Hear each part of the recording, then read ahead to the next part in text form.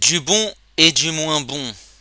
Salut à tous, on se retrouve pour ce premier match de préparation entre Sturm Graz, club autrichien, contre le Paris Saint-Germain. Match nul entre les deux équipes. Et voilà, la saison 2024-2025 débute avec ce match. Voilà, deux buts côté parisien qui a été inscrit par le Titi parisien Mbaye à la 9e minute de jeu. Solaire qui a marqué 3 minutes après, à la 12e minute de jeu. On a eu la réduction du score Camara juste après 3 minutes. Et à la 43e minute de jeu, Kitejvili qui a permis à Sungras d'avoir ce 2-2. Merci aux personnes qui étaient présentes avec moi en live pour suivre ce match. N'hésitez pas à liker et à vous abonner si vous êtes nouveau. On est parti comme d'habitude pour les statistiques du match. 13 tirs, 5 tirs cadrés. Côté parisien, on a 9 tirs, 6 tirs cadrés, une possession à 66%, 34 pour cette équipe autrichienne. 661 passes, côté parisien, 337 pour ce club autrichien. Une précision de passe à 90%, pour le PSG 88. Pour Sturm Graz, il y a eu pas mal de fautes dans ce match, 14 fautes. Pour le club autrichien, 11 pour le Paris Saint-Germain. Il y a eu 2 hors-jeu pour Sturm Graz, 5 corners pour Sturm Graz et 8 pour le Paris Saint-Germain. Et là, on est parti en image pour les 4 buts du match. Alors, cette équipe autrichienne, voilà, qui a évolué avec cette composition. Et le Paris Saint-Germain, du coup, qui a évolué, voilà, on peut se dire un 4-3-3, un 4-4-2, avec Savonov qui effectuait ses premières minutes avec le club parisien, Zaguet côté droit, cette charnière Skriniar-Beraldo, El Anache, le Marocain, qui était côté gauche. On avait un milieu de terrain avec Soler, Lee, Asensio, sans réellement une sentinelle, Mbaye à gauche, Colomoni à droite et Ramos en buteur. Voilà, c'était une composition qui pouvait forcément bouger en cours de match. Et ici, on aura une récupération d'un joueur parisien au niveau du pressing sur un joueur autrichien. Il va récupérer le ballon, il va pouvoir faire la passe et il va aussi pouvoir juste après servir Asensio qui va accélérer, partir tout seul et il va servir dans le bon tempo. Le jeune Mbaye dans un angle fermé va avancer et va tirer. Et ce qui fait 1-0 pour le Paris Saint-Germain au bout de 8 minutes de jeu. Ibrahim Mbaye qui effectue ses premières minutes avec le club parisien, ce Titi parisien. Ensuite, juste après, on aura cette très très belle passe vers l'avant de Lee sur le côté droit pour Colomwani. Colomwani qui va rentrer dans cette surface de réparation, qui va sauver ce ballon pour qu'il ne sorte pas du terrain.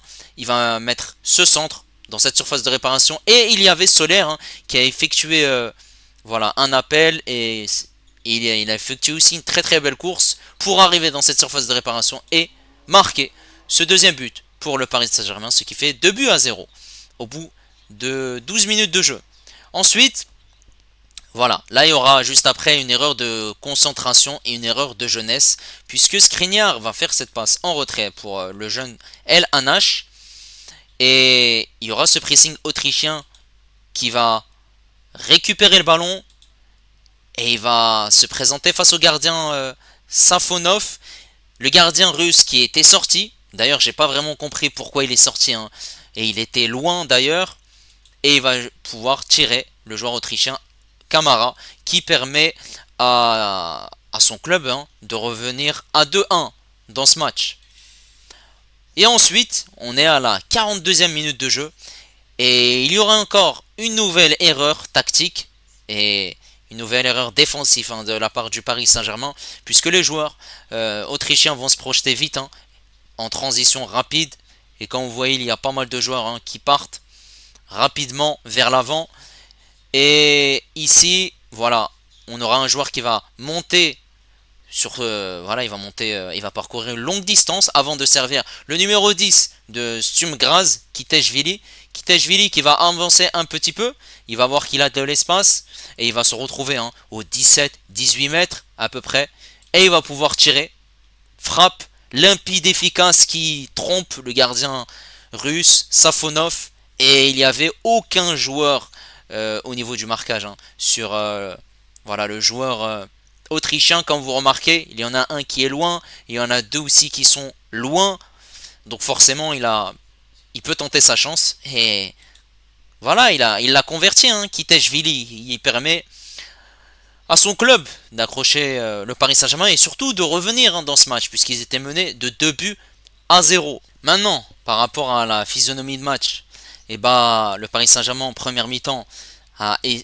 voilà, avec ses jeunes, forcément, il y avait des erreurs techniques, du déchet, mais ils ont vite ouvert la marque. Solaire qui a confirmé juste derrière, ça c'était des phases de jeu, de construction, voilà, qui ont été bien jouées, hein. Et c'est voilà des phases de jeu où le Paris Saint-Germain joue en passe et pas uniquement sur des contres et donner des longs ballons vers l'avant.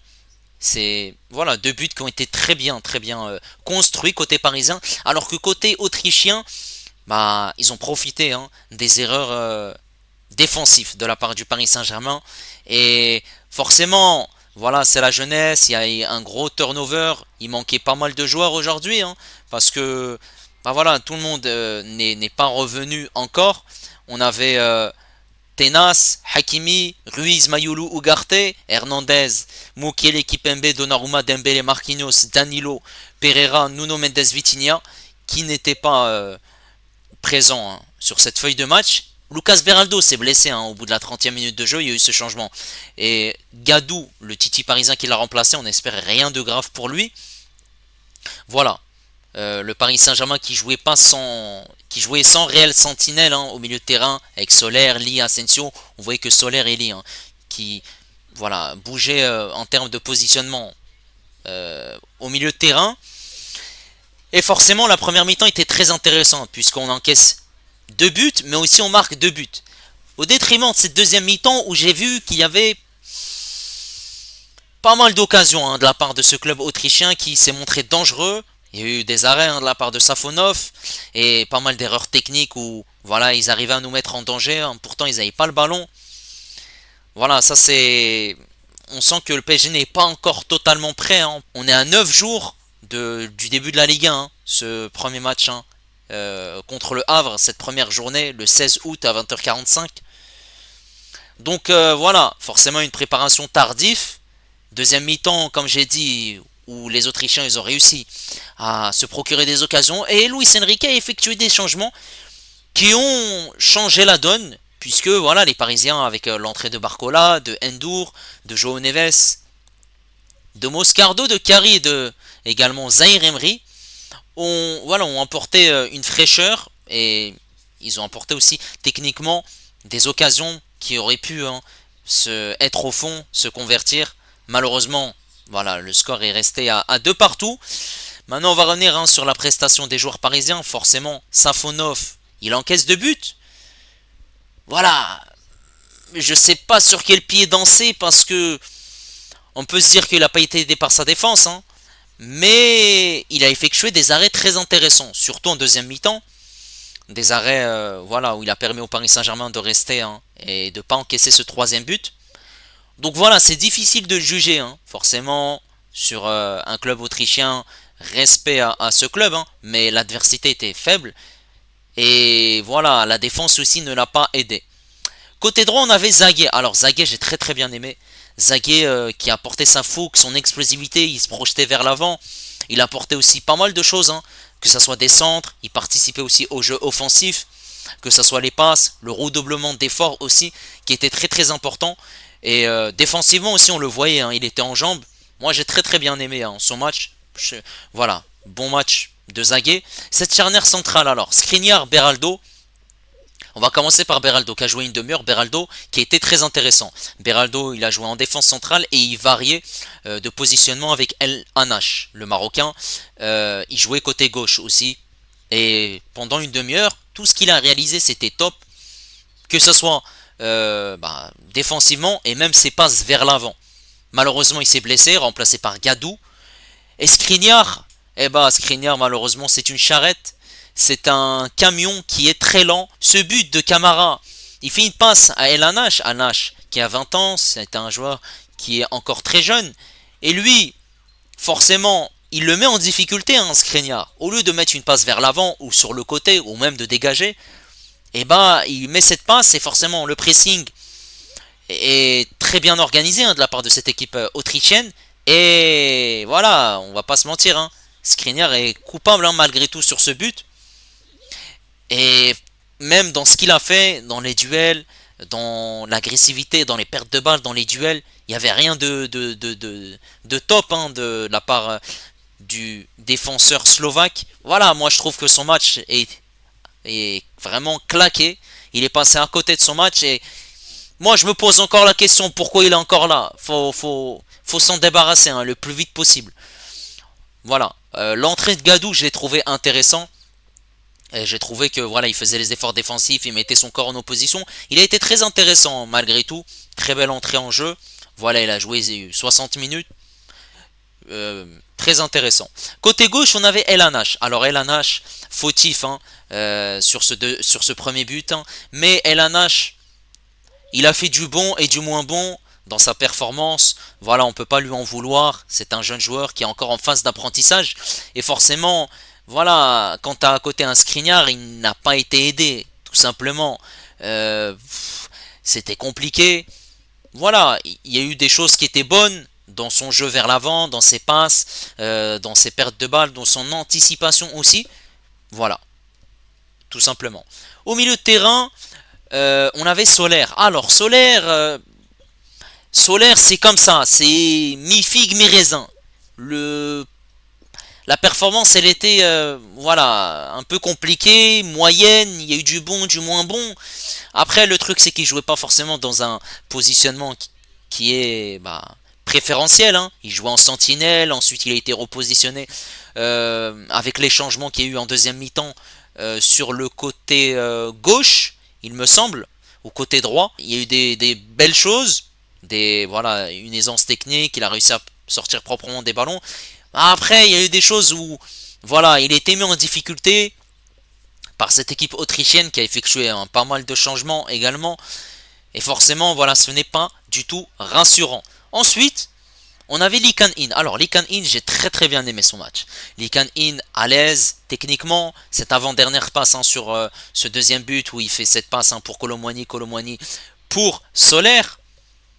Voilà, il était intéressant voilà, il distribuait, il était là, voilà, même on le voyait aussi en sentinelle, il remontait le bloc, il y avait aussi des passes qui cassaient les lignes, hein. Un jeu vers l'avant qui était intéressant. Maintenant, il faut qu'on ait la meilleure version de Lee Kan-in pour qu'il soit au top, puisque voilà, on voit qu'il y a du très très bon malgré tout dans son jeu.